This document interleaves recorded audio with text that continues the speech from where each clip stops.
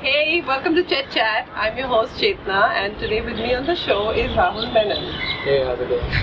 Hi Rahul. Rahul is a rising sophomore at WashU, and he's studying on a full scholarship. So we've got to hear from him how he got through this.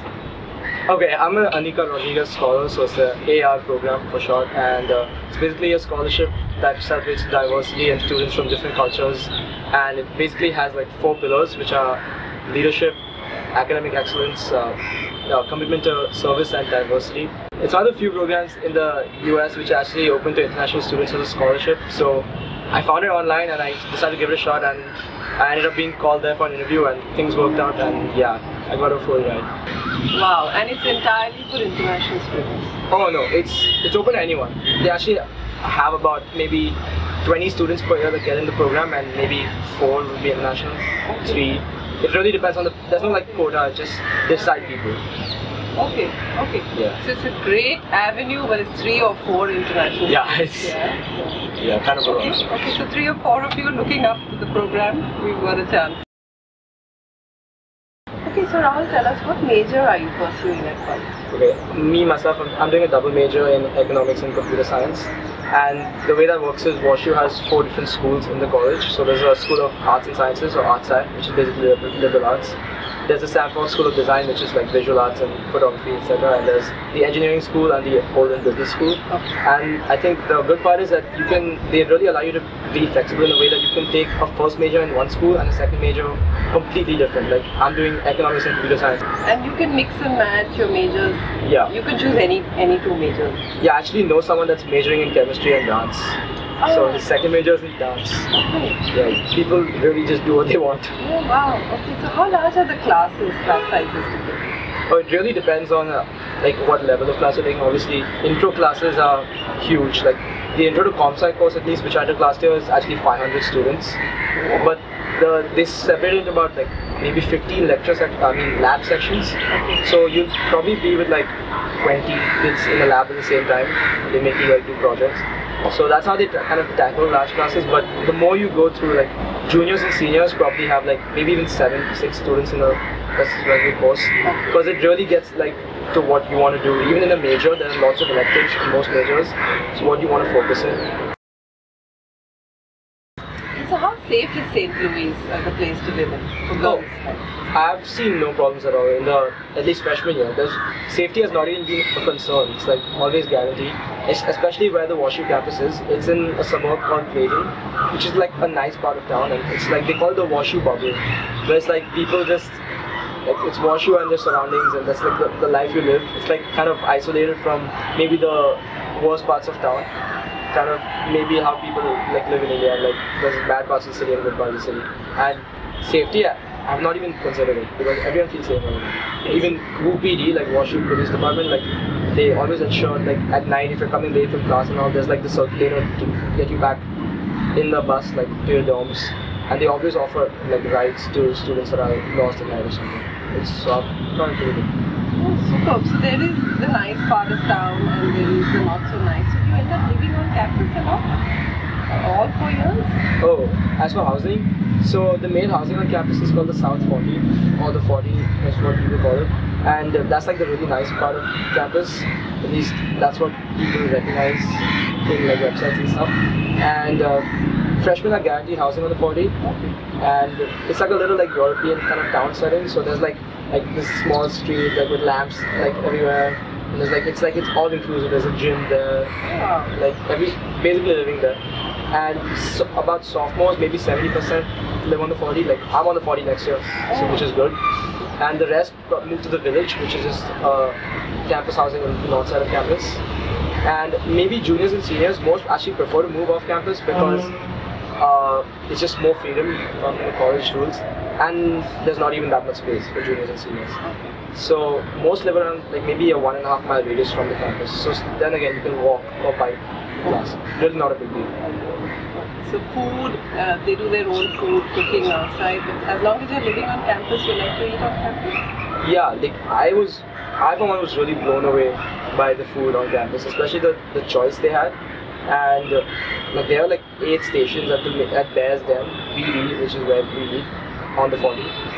Like the choice is like really great, and they have something called a comfort meal, which is what I started eating like every day because I kind of got sick of the choices, which is like a new special every day. Okay. And as for Indian food, if you want to know, there's actually Indian food like 3 or 4 times a week, and it's pretty legit. They have like, I don't even remember, they have like the chicken tikka and stuff is not bad. Like I was pleasantly surprised by that. Wow. Like sometimes I have biryani out of, I'm like, what? How am I eating biryani here? You don't look like you put on any weight. Oh, the freshman 15 is real. Like, if you know about the freshman 15. Yeah, but you have to hit the gym or do something. Otherwise, it'll happen. So Rahul, what were you most anxious about going into college last year? Actually, truthfully speaking, when I was going into freshman year, I was mostly just excited. I think a main factor to that is actually I went in March for the Rodriguez interview. So I kind of had a faint idea of what campus looked like, and I'd met a couple of people. And of course, over summer I talked to some Rodriguez people, so I knew that when I would be going into campus, I'd have like a few acquaintances at least that I could spend some time with. It wouldn't be really awkward. And I think for that issue, WashU itself, like the pre-orientation program that they have, which is basically like just a 3-day outing, and it's open to all incoming freshmen coming in. So about 70% of the incoming freshman class actually go for a pre-O, is what they call it. And there's several just based on your interest. Like there's the radio station that you can work at, the WashU radio station. You can go on just a camp, you can go on an outdoor club. You can talk about, there's like a women's rights forum. And it spans like any interest. So you can always meet some people to share similar interests before the school year starts. So it's just a comforting thing to know. You went in March for the scholarship. Yeah, so the way it works is you apply for just the college is Jan 1st, the standard route, and the scholarship deadline is on January 15th. With a couple more essays, just get to know you, the standard. No one knows what they're looking for. Yeah, I can't tell. And then they tell you to come to finalist weekend, which is what they call it in March, where you basically interact with the current scholars on campus from Thursday to Sunday. You have a formal interview on a Saturday, and they let you know by April. That's the whole time. Right? Which was your most interesting class, if you were to look at? For me, I love Japanese. I studied modern Japanese first as a language, and the program itself was really intense. Daily class, 5-credit course, which is kind of uncommon, and the whole class itself is only in the Japanese language. You're not allowed to speak English. So on the first day itself, they started talking to us in Japanese, and we were just staring at the teacher like, what do we do? But it's kind of they try to make it as how do I say, realistic as possible. Like it's like immersion, like language by immersion. So I really enjoyed that class. I took 2 semesters of it, and now I'm doing second level Japanese this year. Oh wow, fabulous. So did you get past learning all those alphabets? Oh, there's a lot of stuff sitting in my head right now. I'd actually revise it before I go back.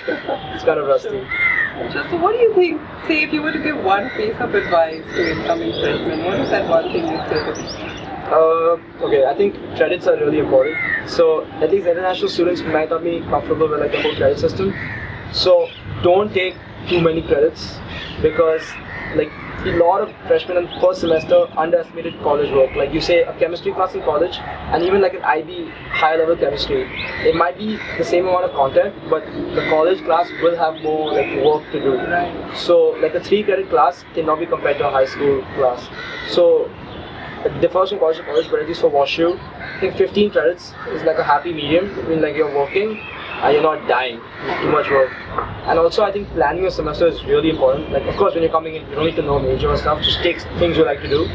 But try and keep your classes varied, because if you take like Gen Chem lab and physics, the same semester, you're doing 9 credits of just like number crunching and concepts, maybe out of like 15, 14, 16, it's going to be a bad time. And like it works 2 ways. Like if you take many humanities classes, like writing one, like art history, linguistics, like using one part of your brain over and over, and it's going to become pretty bad after 2 months. So just mix it up and like recognize the work. Okay, so he says, don't get ambitious, spread your classes across various fields, and don't take more than 15 credits in the first semester's advice. Okay, so let's pan out and hear from Rahul some fun facts about WashU. Fun facts? One. Okay, we have a semester, once a semester concert called Wild, which used to be called Walk In, Lay Down. Which used, like in the 70s, used to be like where people just came into their couches and lay down in the corner and they played a movie, but now it's kind of like a big concert. And people really look forward to it. Like, you get a few like big artists. It's a good time. Like, we had Kendrick Lamar, Macklemore, with Chance the Rapper. They're big doing it. He used to be like rap. Every dorm on campus has a Tempur-Pedic mattress. Has a Tempur-Pedic mattress? A Tempur-Pedic mattress, like memory foam. Like those are, they're too good. Like, you just want to sleep. Yeah, Tempur-Pedic. That's a selling point. Come to WashU. Yeah, you should. Thank you so much, Rahul. Oh, my pleasure. I had a good time. And thank you for being on the show. Right, thank you. Best of luck for the next year. Please click the subscribe button below. Like me at facebook.com/ChetChat101. Follow my Twitter handle at ChetChat101 or at Instagram ChetChat101. Please post your comments in the sections below. And if you'd like me to profile any specific college, please let me know. Thank you.